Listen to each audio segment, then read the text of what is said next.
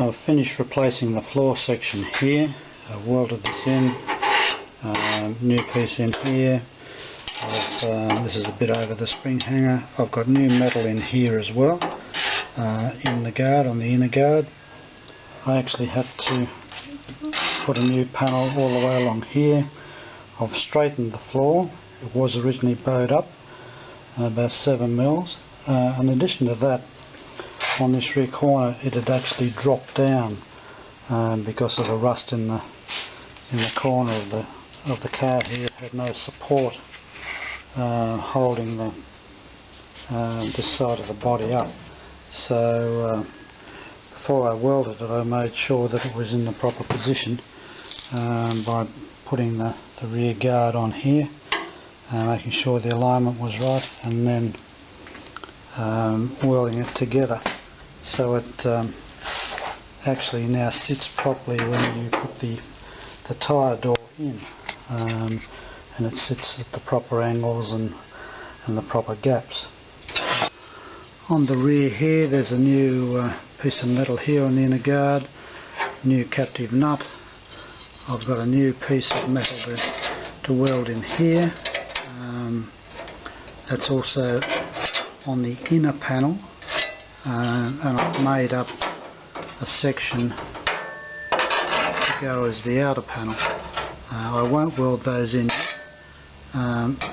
mainly because of this panel along the back here, which is rusted on the inner and the outer panel.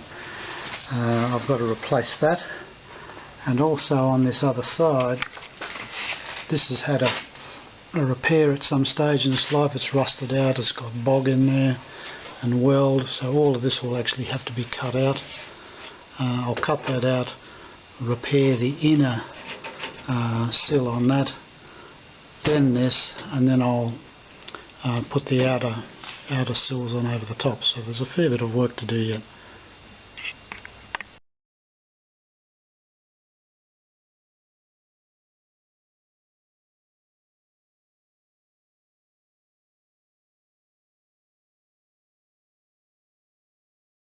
I'm just working on the drainage problem on the tyre well door.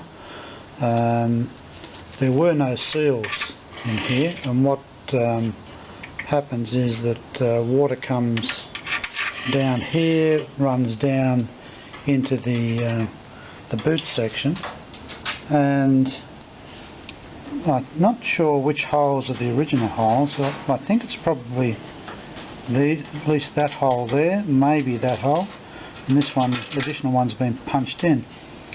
But where that ends up going is straight down into the inner sill in here, and what happens is that there's actually no place for the water to drain out, and the net result of that is the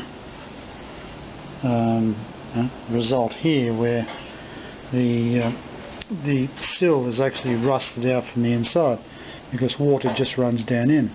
Now what I've done is that I've decided to actually put a bit of plumbing in, and a bit of copper pipe comes down here and back through this back sill, so when water comes down into the boot in here, it runs down and out instead of inside the sill.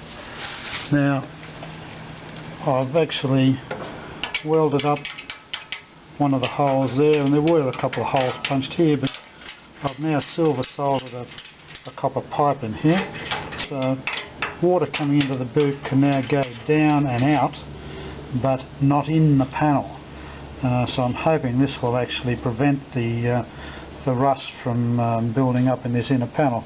I have 4 consorts here, and they were all rusted all the way along the back sections here, and in the corners and in this back sill. And probably certainly a contributing factor to that is this drain. And as I say, the water just normally would just come down here and drop inside this sill and rest in here along the bottom.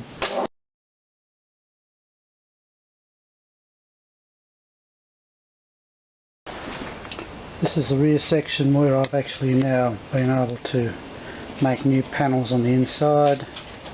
New panel across the back, the drain, across the other side. I've just finished welding in the new corner section.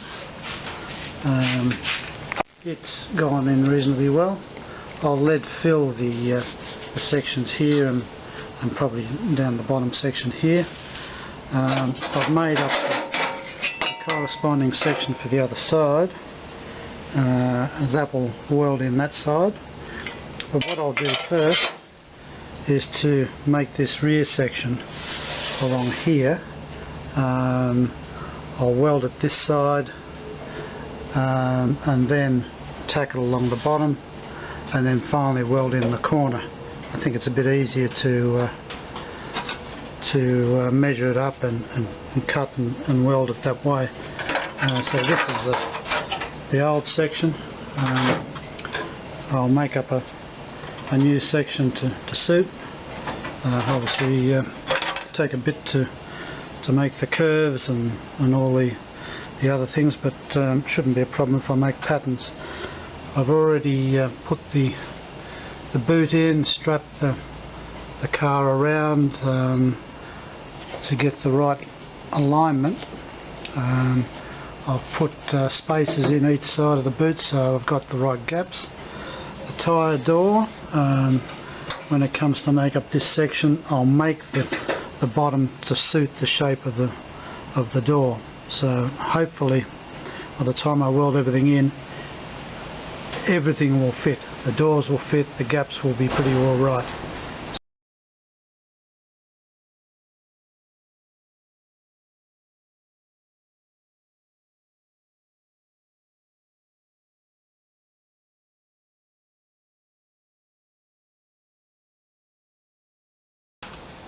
I've finally finished rebuilding the rear section of the car. It's taken a long time.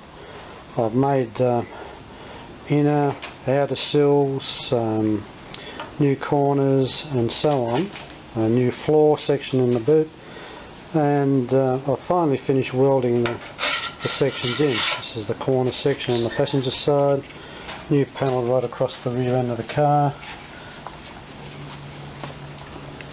and new panel on this side as well. What I've been doing is to put the tyre door and the boot section in the car while I've been rebuilding this to make sure that the panel fits are reasonable. I'll finish finally adjusting the panel fits when I've got the body back on the chassis. Then I'll actually fit the doors and as well as the boot and so on. But at this stage the panel fit is reasonably well. What I'll be doing now is to actually fill the weld sections here, here and the same on the other side with lead. And I'll put a little bit of extra lead around the corners there because I'll probably have to file that to fit the bottom door, the shape of the tyre door here. But all in all, it's come together very well. It's taken an awful long time, mainly because trying to get things to fit, getting the panels to fit, as well as obviously welding new sections in the floor, a lot of new panels, new drains. So a lot of work has been done, but certainly in my lifetime it'll never have to be done again. The panel repairs, in my view, are a lot better than I found in the original panels, where bits of metal have been welded over rust holes and so on. So all in all, it's been a good job, albeit a very long job. I hate to think how much it will cost to get a proper panel beater to remake and refit this. Obviously it wouldn't be economical in terms of the value of the car, but when you do it yourself, that really doesn't matter.